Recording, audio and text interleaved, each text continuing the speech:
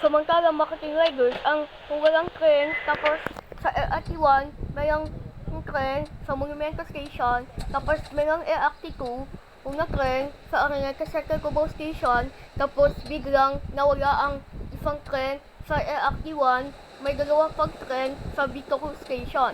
Natutok dahil si Roblox Trainer.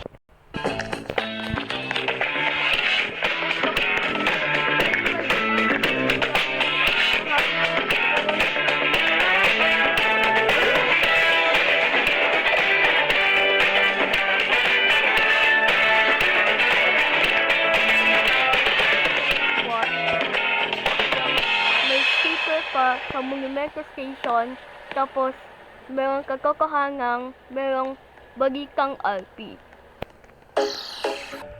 Walang katotohanan.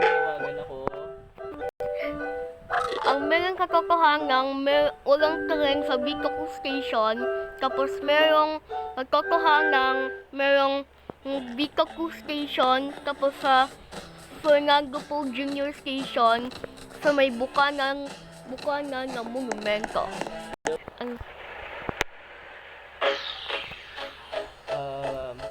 Kayo po ba ang Roblox Train Rides Balitang RP? Sa may Bicol Station, sa mayroong LRMC, sa may bukanan ng tren, tapos nawawalan sa Diego Station, meron ng sticker na LRMC, Live Manila Corporation. Meron katotohanan sa Bicol Station, tapos merong katotohanan sa may messages, tapos i-message mo lang yung Live Manila Corporation, tapos sabihin nyo, ano ba po ang linya ng LRT1, sabihin nyo po. Ang katotohanan, merong tren sa Monumento Station, wala palang tren sa Monumento Station, tapos biglang nawala ang tren sa Bicol Station, dito,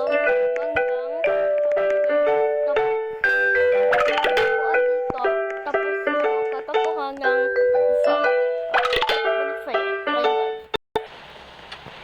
Sige, maraming salamat po, Roblox Train Rides. Mag-ingat ka sa biyahe at maraming salamat po.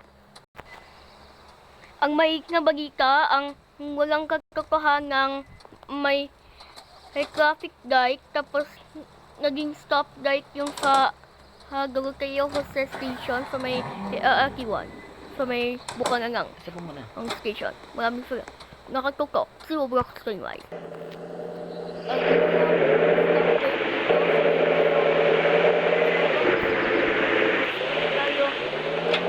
May stop light, tapos may green light, orange light, at red light. Tapos may playground pa dito. Tapos unahin natin ang unang pagipa magbalita hanggang mamaya. Tapos gabi pa, pwede tumaas sa building kaya. Sa may po, sa may bandang tren, sa may pintuan ng e-bikers, tapos tignan ang CCTV. Mula sa Roblox Train Rides, Itinerary News, Roblox Train Rides, nakatutok, Balitang RP.